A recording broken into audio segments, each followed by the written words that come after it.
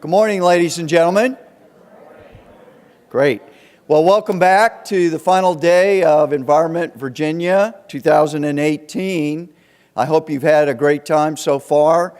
Final morning, great morning laid on for you, beginning with our plenary speaker. And it's a very great pleasure to introduce Dr. Ann Goodman.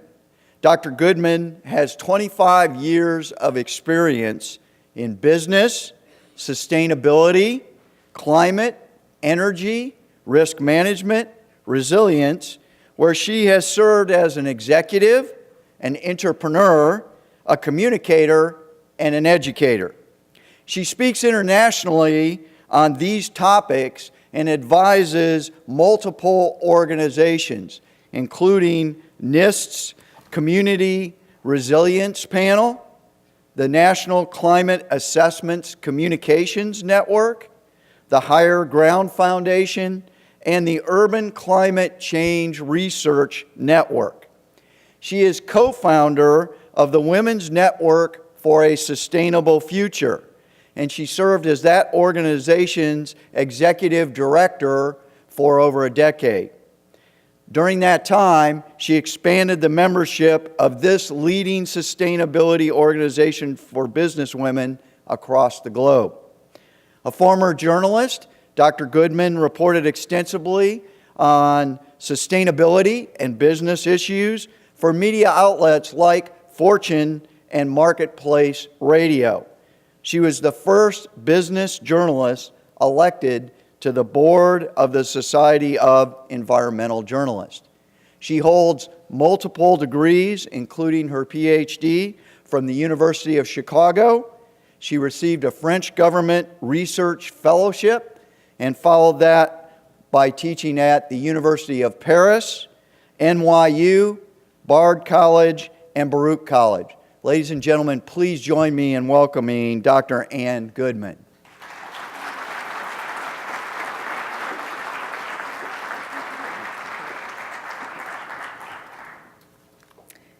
Thank you very much, Dave, for that very kind introduction, and thanks to all of you for being here.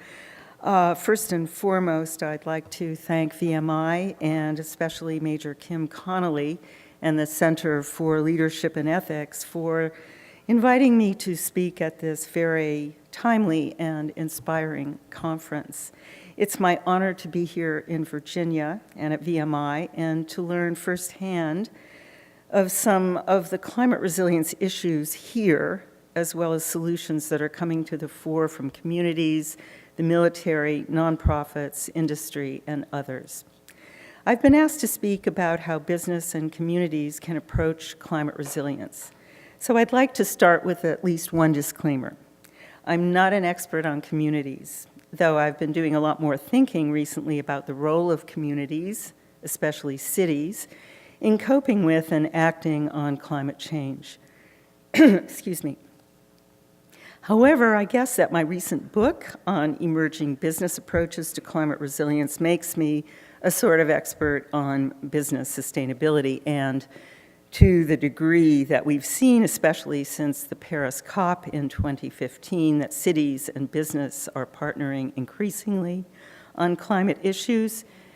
Since then, in fact, I've been thinking more and more about the topic of communities, particularly on how they can partner on sustainability goals in general and climate resilience in particular. One basic and critical point.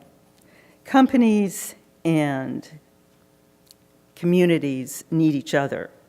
Most people live in communities, and the urban population, as a percentage of the total, is slated to continue to grow.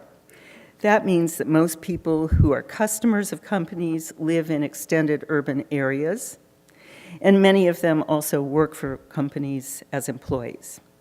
Also, communities and companies use common resources, so together they have a stake in protecting those resources. So the fate and future of business and communities are intertwined. They're joined at the hip. Partnering efforts between cities and companies have perhaps never been more evident, urgent, or necessary than now. as the joint interests of cities and business are increasingly meshed. Michael Bloomberg, who to some degree personifies this alliance as a businessman and former mayor of New York City, he has formed a cooperative enterprise almost instantly in the wake of President Trump's renouncement of the Paris Climate Accord in June of last year. That collaboration initially included 30 mayors, 3 governors, more than 100 companies, and not insignificantly, 80 universities. And it continues to grow and grow. So even as leadership of current U.S. federal government seeks to roll back environmental regulations and agreements, new partnerships are sprouting to ensure that we avoid the worst potential effects of disasters related to climate, and perhaps even find opportunities and solutions to our common problem. Excuse me.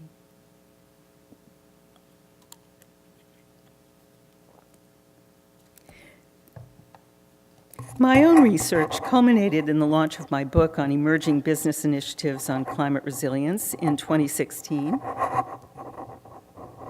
Is that me? Sorry. Did I do something to make that happen, Justin? Okay, sorry about that. The Spanish translation of the book came out last fall. That was a lot of fun. Many of those company initiatives were, perhaps unsurprisingly, in response to destructive storms, including Katrina and Sandy, as well as related floods. Continuing research examines collaborative efforts of apparently disparate partners to stem climate crises and build resilience in a variety of ways. So look for the next book in a couple of years, a year and a half maybe. So a key lesson from all this research is we have much to learn from each other about the interests and needs of new partners, along with their different reward systems and incentives for action, as well as traditional and revisionary ways of thinking through problems and financing solutions. We need the expertise of all parties to address the daunting task of tackling climate change and its effects on our lives and our economy. As companies and communities learn they have much in common and more power together than apart, they can forge solutions that can potentially benefit all. So this talk will address some of the things communities and companies have in common, and particularly some things communities may be able to learn from companies as outlined in my book. Just a few words about my motivation for writing the book. One of the driving forces was living through Hurricane Sandy. That goes back almost 6 years now, in Lower Manhattan in New York City. You may well know there was no power in that part of the city, in my case for a week, and in many places there was no water, though I was very fortunate to have it. So on the plus side, I couldn't help but notice that among some of the heroes of the Sandy experience were businesses. Some were small family-owned stores that served local neighborhoods, sometimes by providing food, water, or backup generators for electric charges. Other heroes included larger companies like the telecommunications giant Sprint, featured in the book, which sent emergency vehicles and provided services for those affected. Even though that carrier lost cell sites during the storm, the company's emergency response team was able to provide services to first responders and emergency agencies throughout the city. Perhaps more important, the company learned from the experience how better to rebuild, where to stage its help, how to future-proof its technology so that it would be better equipped for disasters. Of course, since Sandy, we've seen more and more climate-related events and disasters, notably this winter on the East Coast with 5 winter storms.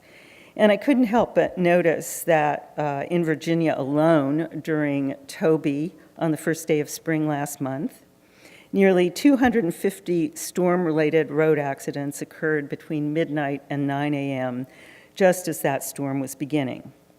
The frequency and intensity of storms and the problem of sea level rise together create a potentially deadly combination for cities along the coast, as we saw with Hurricane Sandy in New York and subsequently with so many other storms.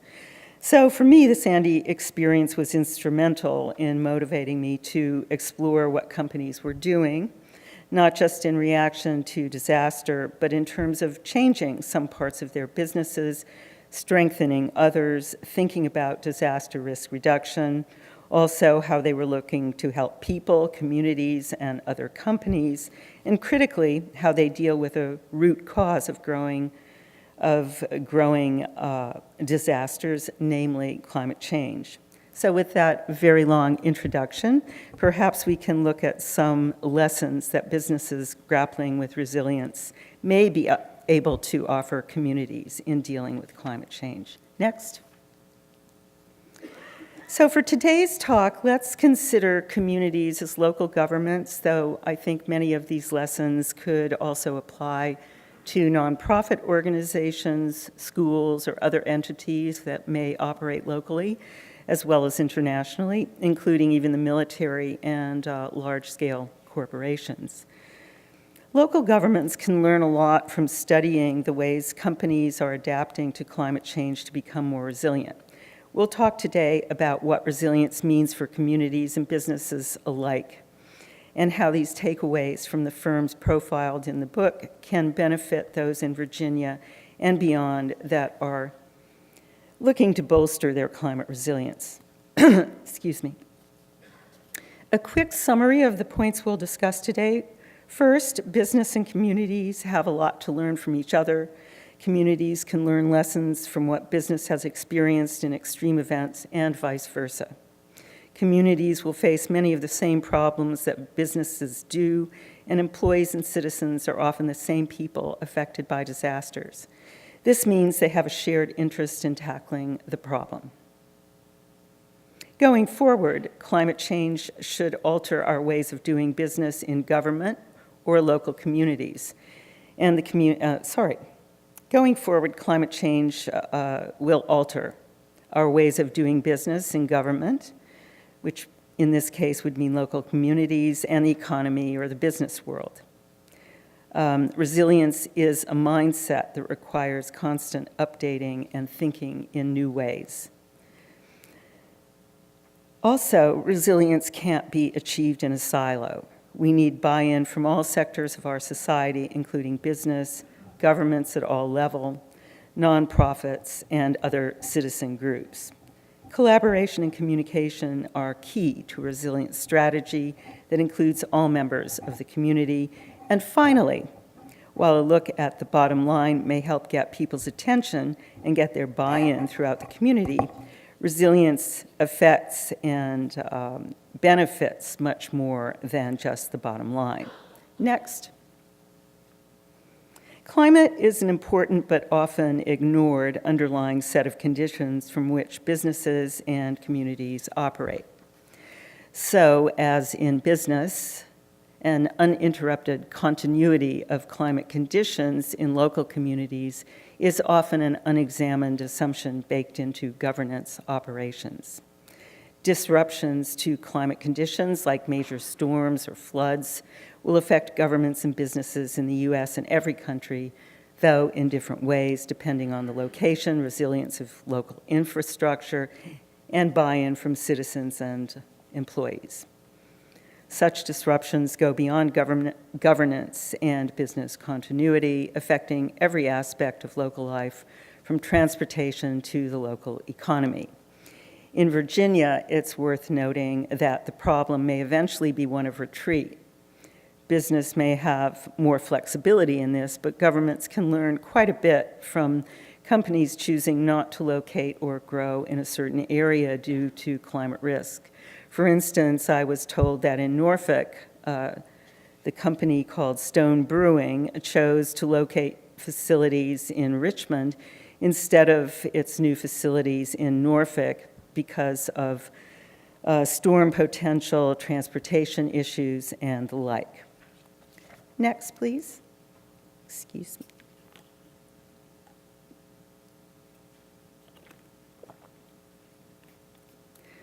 So So, as in business, climate resilience in communities is a very broad term that describes an approach to or rethinking of, or what might be called management in companies of governance, as well as infrastructure, operations, and services.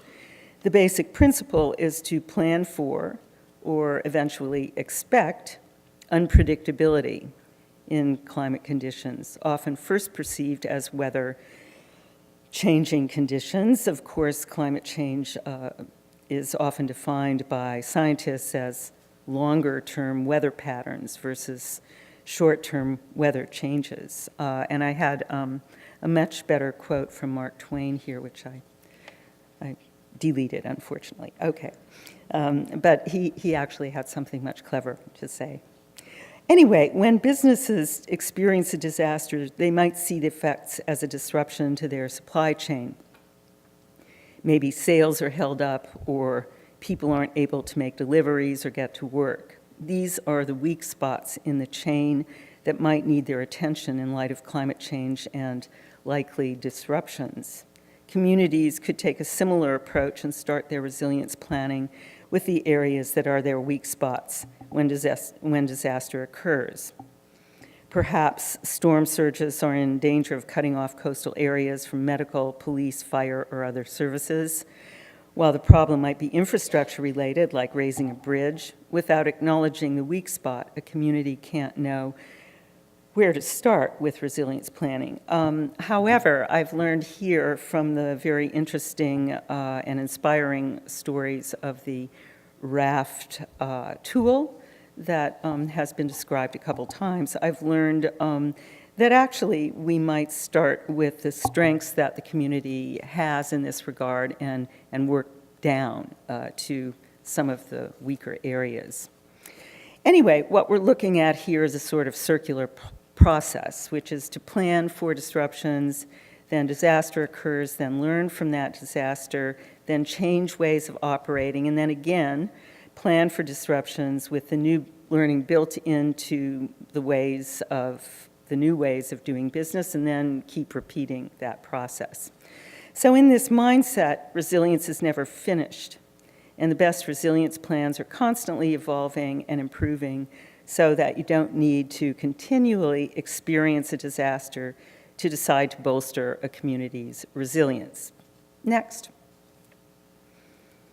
What's more, and maybe what's more important, ideas on how to improve resilience to climate don't always come from a disaster. In fact, many fairly straightforward solutions may come from the community members sitting right here in this room. In companies, ideas may come from far-flung parts of the organization, the sustainability office, employees across a wide swathe of functions, investors, companies, communities, and so on. Likewise, in communities, good resilience ideas may come from places outside the sustainability office, including from companies, and it may behoove communities to reach out to business as a partner in resilience building. In fact, communities may look to businesses as leaders in this space and find local partners who have considered specific local issues. And local business buy-in could be a key part of gaining political buy-in to larger resilience programs at regional and statewide levels. That means that engaging with these groups can eventually uncover their concerns and interests and eventually new opportunities. In the business world, for example, ConAgra, which is this food giant I'm sure you've all heard of, engaged its employees in finding ways to reduce food waste from farm to table and beyond. And depending which report you read, the IPCC or the UN, food waste accounts for at least 30% of greenhouse gas emissions. So they asked their employees to help out and find ways to reduce it. And they identified 70 ways to do that in a relatively short period of time, a few months. And some of those ideas actually identified new markets and hence generated new revenue. So this approach of reaching down and across and all around could and probably should be adopted by governing bodies, including citizens and nonprofit groups. You never know where the next great idea will come from to improve community resilience. What's more, some of the more far-reaching ways to improve climate resilience may not appear to be directly related to climate or weather. Instead, such improvements frequently may relate to long-term goals, like ensuring ongoing operations and supply availability. So, for instance, the well-known yogurt company Stonyfield Farm, which is now owned by Danone of France, has set up an organic farmer training program so that it can continue to source organic milk to make its products. And this isn't just related to weather, since Stonyfield is based in the Northeast. But the company anticipates that climate changes are likely to affect the cow's ability to produce milk, and hence to impact its business in the long term. So the company is making changes now, such as the farmer training programs. And such preparative training might be adapted to communities too. So, for instance, communities could find ways to engage citizens, nonprofits, faith-based organizations, schools to reach out to local citizens and get them engaged in climate resilience planning. For example, there could be internship programs for students or tours in local businesses, in parks, and that sort of thing. And I'm sure that some of you here are already engaging in those activities. I might add that there are also strategies that are aimed at mitigating greenhouse gases that often improve resilience. So, for instance, during Hurricane Sandy, universities in New York City, like City University of New York and New York University, they opened their facilities to the general public, their showers, their gyms, electricity for backup generators, shelter from the storm, et cetera, so that the general community could access these important services. But part of their ability to do that was due to the university's more forward-thinking resilience and carbon mitigation programs that targeted renewable energy generators for campus buildings. So that meant that they were at the forefront of offering services available in the city during the storm. Next, please. One of the main conclusions of my book is that collaboration and communication are key pieces of resilience strategies, and that overcoming the resistance to work together is proving to be among the toughest challenges to building climate resilience. There is a need for collaboration among companies and their supply chains, employees, and other stakeholders. And this is something that comes out in my chapter on IBM's work.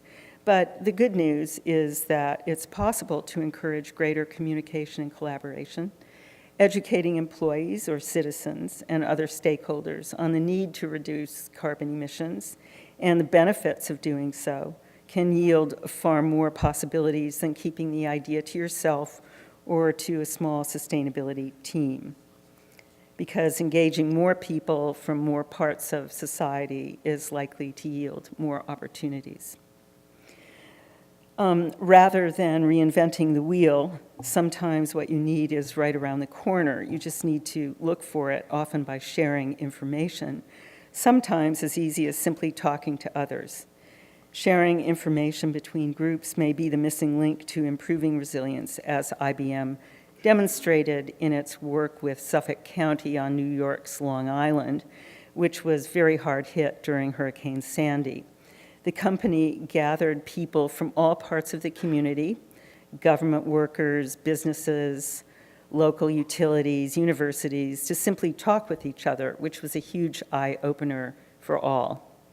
The simple process showed that one resilience measure related to business continuity is to improve data availability and general communication among stakeholder groups and businesses to provide key insights for collaboration on climate projects. IBM helped many parts of the community in Suffolk County learn, local governments, homeowners, businesses, schools across various municipalities. It helped them learn that they already had a lot of data they needed in order to understand how to improve resilience. In some cases, they had too much to be useful, but perhaps not in the right place or organized in the right way or even backed up somewhere to ensure continuity. IBM's work showed not just how important data is, but also that collaboration was what was needed to understand what information is necessary to solve a sustainability problem. In order to produce solutions, problems resulting from climate actually need input from many stakeholder groups with complementary expertise. So the big takeaway from this is that you might have more information than you think, but you need communication and collaboration to understand where you have access, where you don't, where it comes from, and why. And some of the data you need might already exist in other organizations. You just need to reach out, but keep in mind they might not always have the authority to reveal that information, as we've learned in many sessions here at the VMI conference so far. Sometimes this could be the result of rules and regulations that haven't kept up with the need of local organizations in the face of climate change. And as we move into discussion, I'd like to hear about whether any of you have ever experienced this kind of problem, and have you found a solution, what sort of solution? Next slide, please. I'd just like to point out briefly that what's good for the bottom line is an approach that may catch people's attention. One of the best ways to do that, this will cut costs or raise revenue. That's a great way to get people involved. And it could be a way to create opportunities to work across silos in government, local business, nonprofits, and so on. But that, of course, there are lots of other benefits that ensue, such as health and safety for local economies,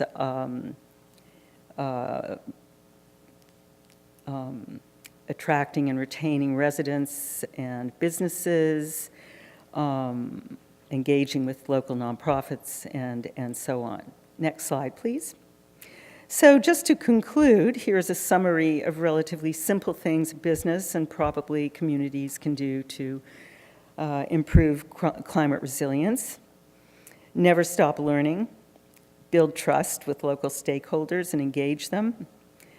Communicate and collaborate. Consider your exposure points as a place to start. One resource you might be interested in is the NIST paper called Toward a More Resilient Community, an overview of the Community Resilience Planning Guide for Buildings and Infrastructure Systems. And that's from NIST, the National Institute of Standards and Technology.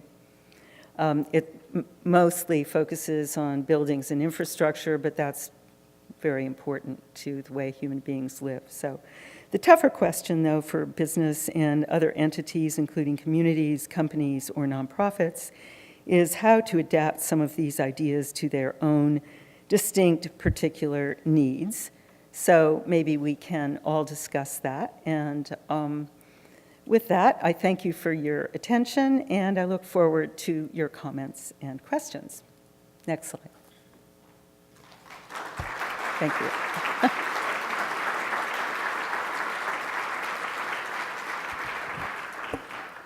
So I would be delighted to take comments, questions, and reactions. Yes? Sorry, I can't hear you too well. Just curious, you exclusively use the term resilience, and in our discussions, it seems like we've been using the term resiliency. Oh. Wow. I guess you'd have to look that up in Merriam-Webster dictionary.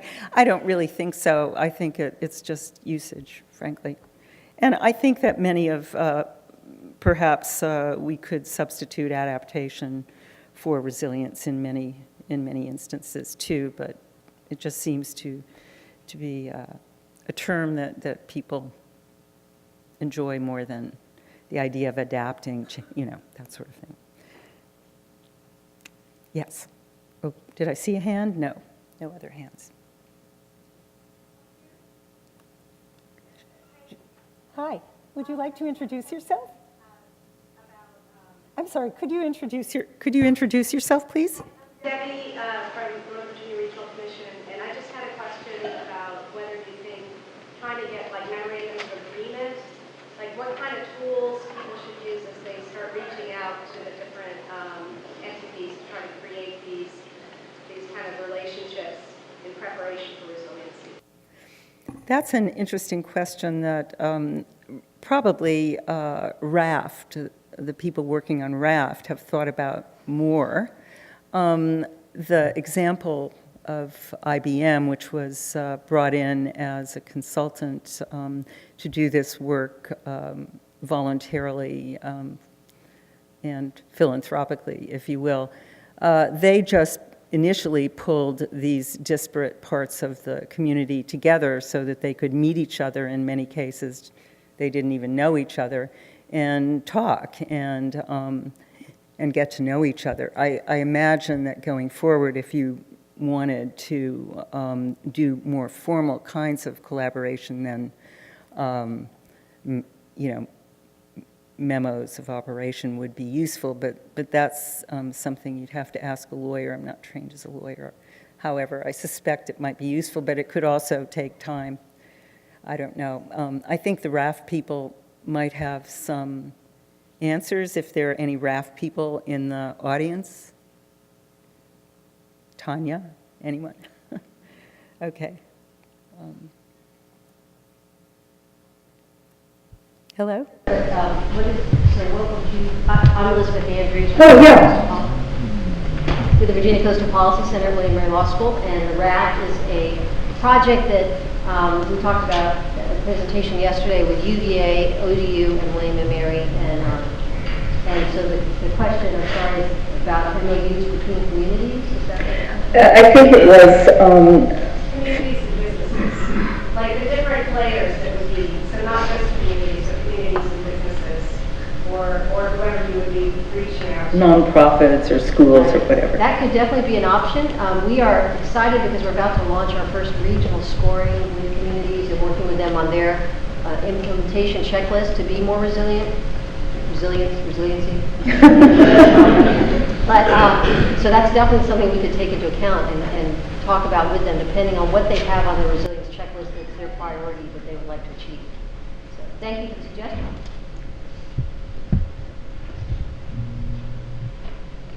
Other questions? Don't be shy.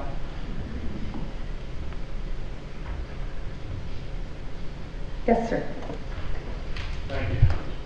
I'm Alex Woodson, and I work for Clyde Crispin. I'm in the soil and water division of his organization, and I was a farmer for most of my life. I've only been working for Virginia, State of Virginia for 8 years now. And it struck me as you gave the presentation that you put your finger right onto something that is part of the rural-urban, I don't know the word, separation. The hurricane brought out in New York City a lot of what I grew up with and what our farmers that I work with today, that's their life. Right. It's not seen as now you have to help me with words, because I have to ponder a long time to get it worded right. But the neighbor, barn burns down, you don't go ask. That people just show up. And that's what happened in Sandy. We saw that when I go in a city, there's a wall around me. When I'm out here in the valley, you speak to each other. There's something that I'm having a hard time getting. Yeah. I think the word is community, right? Yeah, that's right. And in my lifetime, I was born in '52, something has changed about being comfortable being who you are. And there's a danger in a city, maybe, I don't know. I'm lost when I go into places that I don't know as well, and I don't know where not to go. But in here, where I live here, I never even think about that. And you have this community that's just there all the time, and I hope we can reawaken that in all of us. I hope we can transfer that as well. And I'd like to point out something else, because I also grew up in farm country in central rural Illinois, and with lots of farmers and lots of farms. And we have much to learn from how farmers are just simply looking at the weather to try to figure out what's going to happen, and how they can prepare for that in various ways, and how they can prepare their land for that, and so on. So perhaps that is a really good way to start to dialogue more. And there are some people here who talked about agriculture and boots on the ground yesterday. I don't know if you were in that session. And I think that would be a wonderful way to bring people together in a variety of ways, to make them understand we all have these issues, whether we're in a rural community, which physically may look different from an urban community, but we're all in it together. So I thank you very much for that comment. That's Yes. Hi, I'm Christine from Bramble. I have a question about, you made a point about sometimes it just takes a big disaster to get people engaged and paying attention to this. And I'm wondering, in the period sort of between disasters, have you seen any particular communities or businesses that have done a really good job of kind of disaster recovery time? Like thinking not just in the few days after a disaster, but the weeks, the months, the years, like how do you clear debris and rebuild the community? And have you seen good examples? I have, and I think that it goes beyond clearing debris and so on, because these disasters affect more than just the physical infrastructure, right? So Citibank is a really good example of that, because even though they were well aware of the dangers of climate change and greenhouse gases before Hurricane Sandy hit, it was mostly leadership that was coming from their sustainability office.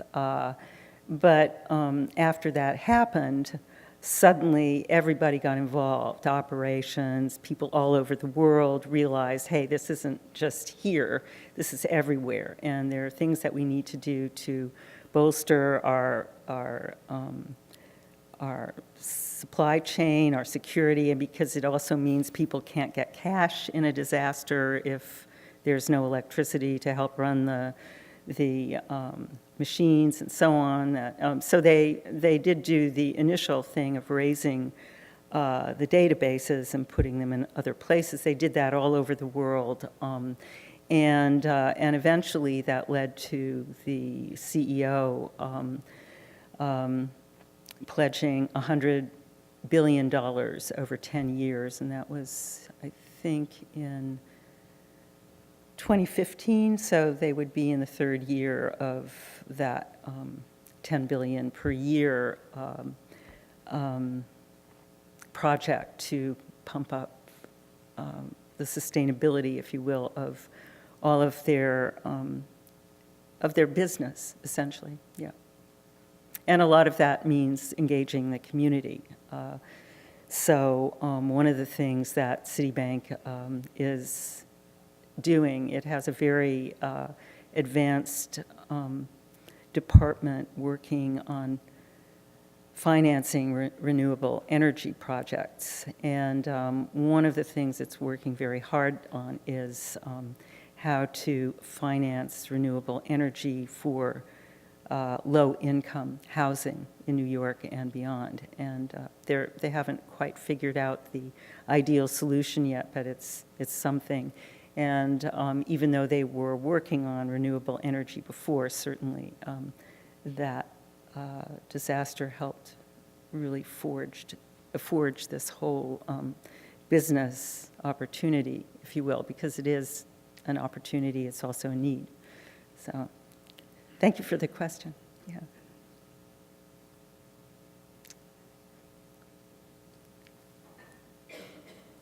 Eileen Lewandowski with the Sierra Club. I saw a line on one of your slides talking about how mitigation helps resilience or improves resilience, and I was wondering if you could expand on that and maybe provide some examples where that actually happened. I'm not sure what I was referring to specifically.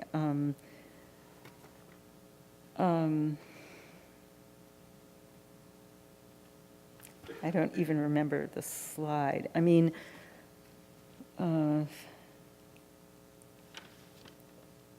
sorry, there are so many examples, I can't put my finger on it right this second.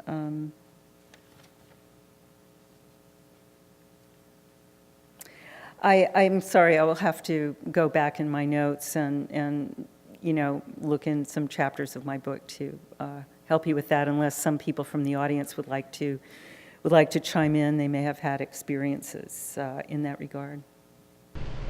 I think your example when you were, I think strong environmental, your example was, the greenhouse gas mitigation efforts to improve renewables.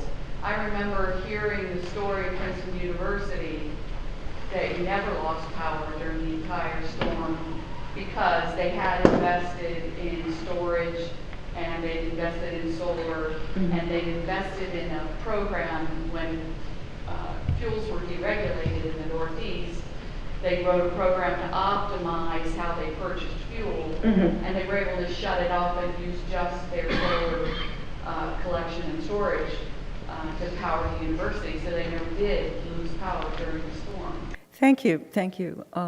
Yeah, I think that point resonates a lot. And then in another business, ConAgra, for example, and other food companies are trying to reduce their greenhouse gas emissions by using less transportation, bringing the products not so far from the farm and having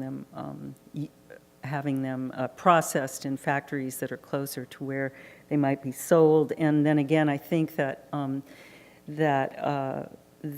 ConAgra's call to employees to reduce waste was fundamentally a request to help the company reduce its greenhouse gas emissions because at least 30% of greenhouse gas emissions come from food waste. So that was another example. So thank you for asking that question. Yes, sir. According to, Would you like to introduce yourself? my name is Andy Briggs. I'm from WNL. According to Ronnie.org, resiliency is a needless variant, slightly longer as an additional syllable, but more widely used in academic circles. Oh, well, thank you very much. Yeah. Thank you, thank you.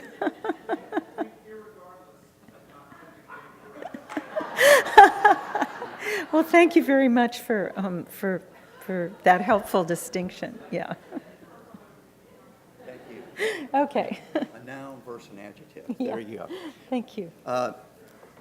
Dr. Goodman, you've given us a lot to think about in connection between community and business and how we can create resilience and resiliency for the environment. So on behalf of the superintendent, our Corps of Cadets, and staff and faculty, we'd like to thank you, and please accept this small token of our appreciation for coming to our Thank you. conference. It's my honor, Dave. Thank you very much. Thank you.